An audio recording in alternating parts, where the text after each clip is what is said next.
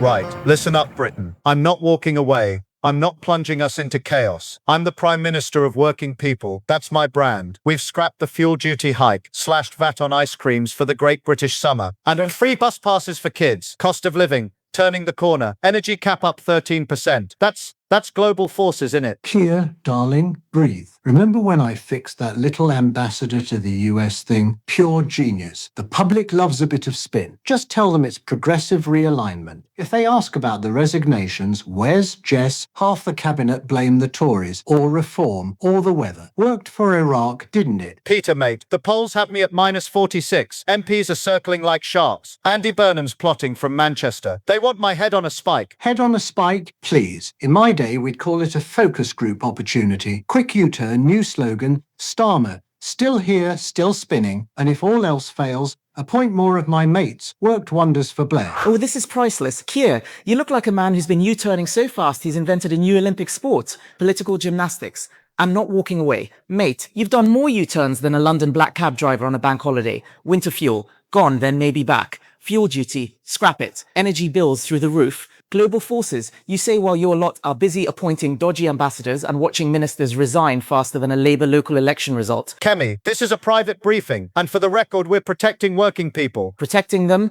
from what? You? The only thing you've protected is your own backside with more flip-flops than a beach in Ibiza. And Peter, love, still whispering sweet nothings in Keir's ear. Last time you two cooked up a plan, it was all things can only get better until they got worse, more expensive, and involved a peerage or two. Tories didn't crash the economy this badly in opposition, and we had Liz Truss's lettuce. Oh, do shut up, Kemi. You're just jealous our chaos looks better on camera. Jealous, darling, while you two are busy having a leadership crisis in slow motion 95 MPs begging Keir to go, cabinet walking out like it's a fire drill, we're over here with actual ideas. Next election, we'll be ready. You two, keep practicing those U-turns. Might come in handy when the country votes Conservative again. But working people. Quick, Keir, blame Brexit. Always works. See you at PMQs, lads. Try not to trip over your own flip-flops on the way out. Britain deserves better, and we're it.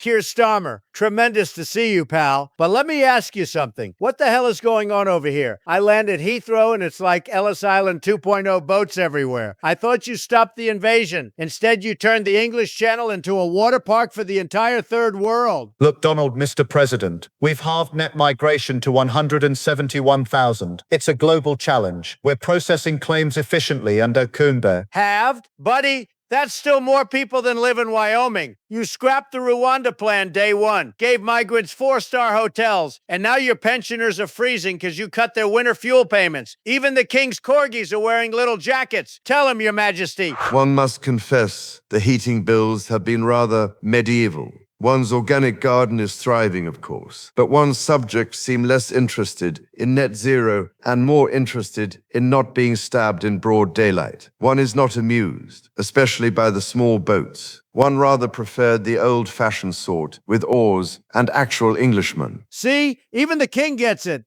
And what's this I'm hearing about Peter Mandelson, our new ambassador to the United States, the Prince of Darkness, Epstein's old buddy, failed security vetting and scandal blowing up? Peter is a man of enormous experience, Donald, decades of proven diplomacy and deep knowledge of Washington that this country desperately needs right now. Yes, there was a bit of a mix-up with the vetting process, but let's not get distracted by tabloid nonsense or ancient history. He wasn't personally briefed on every single detail. The Epstein stuff is from years ago, water under the bridge, and the security concerns have been addressed. He's not the Prince of Darkness, that's just the old media nickname. Peter's going to be brilliant for Britain. Brilliant. Not my office. Classic Keir. You stammer more than a broken record. You brought back the Blair-era gremlins while your country's burning. Two-tier policing, grooming gangs swept under the rug, farmers getting inheritance taxed into the Stone Age. This isn't change. Keir, this is same old chaos, now with extra small boats. One does remember Mandelson, smooth as a well-oiled carriage wheel and twice as likely to roll over one's subjects. Perhaps next time we could appoint someone who hasn't been banned from half the royal residences. One suggests a simple policy, fewer arrivals, more deportations, and for heaven's sake, keep the lights on. One's palace has a 17th century heating system, and even it's complaining. Listen to the king, Keir. Call me. I'll build you a beautiful wall in the channel with gold accents. You keep the boats on your side. We'll keep Mandelson on yours. Deal? Well, Donald, I'll certainly take that under very serious advisement. We're always open to constructive ideas from our friends across the pond, of course. But let me just say this. What Britain needs right now is stability, not walls or quick fixes. We're delivering real change, economic growth, NHS waiting lists coming down. And yes, even on migration, we're making progress every single day. So while I appreciate the colourful suggestions, we'll stick to our plan. Fair, firm, and forward-looking. That's the British way. Advise him this. Make Britain great again before it becomes Britanistan.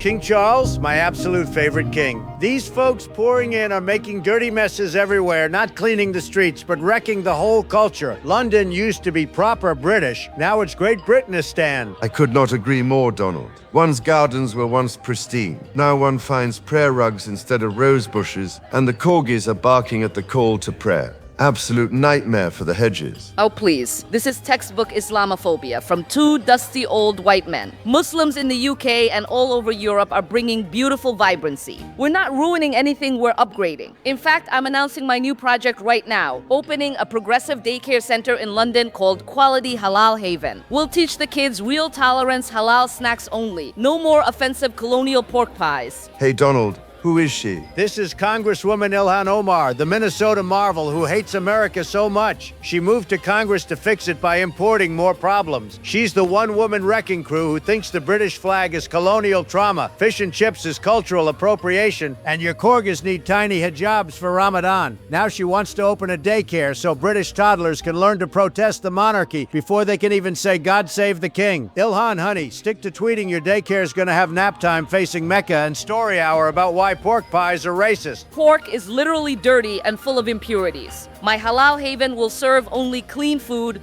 no more racist sausages or your monarchy symbols on the walls. The kids will learn about Palestine first, then maybe if there's time, tea. Dirty? The only dirty thing here is your plan, Congresswoman. You stay in Minnesota and open your daycare next to the squad's complaint window. King Charles is the real deal, defending the crown. The corgis, the proper way to wave at peasants. I visited a school last week. Little boy sitting there in tears. And I asked, "What's wrong, lad?" The poor chap sniffs and says, "They took my pork pie away and gave me curry." Again, I nearly abdicated on the spot. Fish and chips vans now doing fish and falafel with a side of guilt and a free lecture on Empire Bad. Exactly, Chuck. We're gonna make the UK great again. Ilhan, good luck with the daycare. Hope it doesn't get shut down for teaching extreme moderation classes. This is why you need strong leaders who keep the pork pies, the pints, and the kings. This is why we need more of us in Parliament.